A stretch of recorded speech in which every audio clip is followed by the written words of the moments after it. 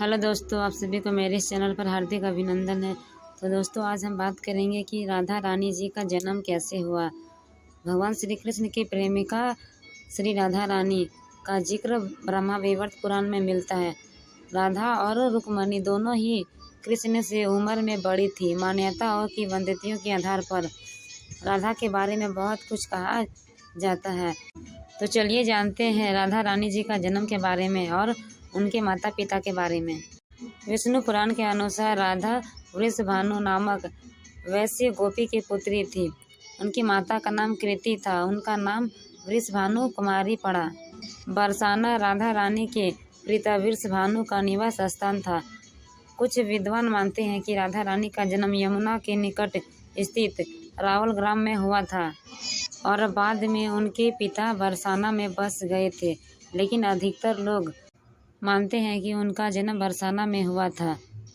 कहते हैं कि नगपुत्र राजा सुचंद्र और पितरों की मानसी कन्या कलावती ने 12 वर्षों तक तप करके ब्रह्मा देव से राधा को पुत्री के रूप में प्राप्ति का वरदान मांगा था। इसी के परिणाम स्वरूप द्वापर युग में ये दोनों वृषभानु और रानी कृति के नाम से जन्मे और फिर दोनों पति पत्नी बने।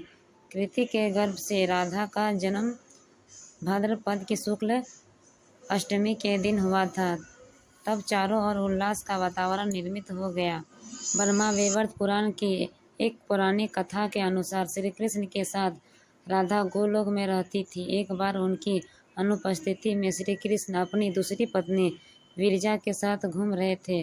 तभी राधा आ गई। वे विरजा पर नाराज होकर वहां से चली गई। श्री कृष्ण के सेवक और मित्र सुदामा को राधा का यह व्यवहार ठीक नहीं लगा और वे राधा को भला बुरा कहने लगे। राधा ने क्रोधित होकर सुदामा को अगले जन्म में शंखचूड़ नामक राक्षस बनने का श्राप दे दिया। इस पर सुदामा ने भी उनको पृथ्वी लोक पर मनुष्य रूप में जन्म लेने और 100 वर्ष तक कृष्ण से दूर रहने का श्राप दिया। राधा को जब श्राप मिला तब श्री कृष्ण ने उनसे कहा था कि तुम्हारा मनुष्य रूप में जन्म तो होगा, लेकिन सदैव तुम मेरे पास रहोगी। ब्रह्मा पुराण में भी एक कथा मिलती है कि श्री वृषभानु जी यज्ञ भूमि साफ कर रहे थे तो उन्हें भूमि कन्या के रूप में श्री राधा प्राप्त हुई। यह भी माना जाता है कि विष्णु के अवतार के साथ अन्य देवताओं ने भी अवतार लिया था। वैकुंठ में स्थित लक्ष्मी जी राधा के रूप में अवतरित हुई। यह भी कहा जाता है कि वृषभानु जी को एक सुंदर शीतल सरोवर में सुनहरे कमल में दिए गए दिव्य कन्या लेटी हुई मिली। वे उसे घर ले आए, लेकिन वह बालिका आंखें खोलने को राजी नहीं थी। पिता और माता ने समझा कि वे देख नहीं सकती, लेकिन जब बाल रूप में श्री कृष्ण जी से उनका सामना हुआ तो उन्होंने आंखें खोल दी। जब सुदामा और राधा ने एक दूसरे को श्राप दे दिया तब श्री कृष्ण ने आकर राधा से कहा कि आपको पृथ्वी पर देवी कृति और वृषभानु जी की पुत्री के रूप में रहना है।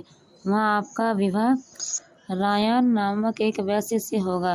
रायन मेरा ही अंशा अवतार होगा और पृथ्वी पर भी आप मेरी प्रिया बनकर रहेंगी। उस रूप में हमें विद्रोह का दर्द सहना होगा। ब्रह्मा वैवर्त पुराण के प्राकृतिक खंड 2 के अध्याय 49 के श्लोक 39 और 40 के अनुसार श्री राधा रानी जब बड़ी हुई तो उनके माता पिता ने रायन नामक एक वैश्य के साथ उनका संबंध निश्चित कर दिया। उस समय राधा घर में अपनी साया का स्थापित करके खुद अंतर्ध्यान हो गई। उस साया के साथ उस वक्त रायन का विवाह हुआ। इसी श्लोक में आगे बताया गया है कि भगवान श्री कृष्ण की माता यशोदा का वह रायन सगा भाई था, जो कृष्ण का अंश और यशोदा माता के संबंध में उनका मामा था। मतलब यह है कि राधा रानी श्री कृष्ण की मामी थी। यदि हम यह माने कि श्री कृष्ण माता यशोदा के नहीं देवकी के पुत्र थे तो फिर राधा रानी उनकी मामी नहीं लगती थी। रायन को रापन अथवा अयन घोष भी कहा जाता था। पिछले जन्म में राधा का पति रायन गोलोक में श्री कृष्ण का अंशभूत गोप था। देवी राधा जी को अयोनिजा भी कहा जाता है। सांसारिक दृष्टि में देवी कृति गर्भवती से हुई और उन्हें प्रसव भी हुआ। लेकिन देवी कृति के गर्भ में योग माया की प्रेरणा से वायु का प्रवेश हुआ और उन्होंने वायु को ही जन्म दिया। जब वह प्रसव पीड़ा से गुजर रही थी तो उसी समय वहाँ देवी राधा कन्या के रूप में प्रकट हो गई। आशा करती हूँ कि आपको यह वीडियो पसंद आया होगा। यदि मेरा यह वीडियो आपको पसंद लगे तो मेरे इस चैनल को सब्सक्राइब करके रखिए ताकि मेरी हर एक वीडियो आप तक पहुँचे।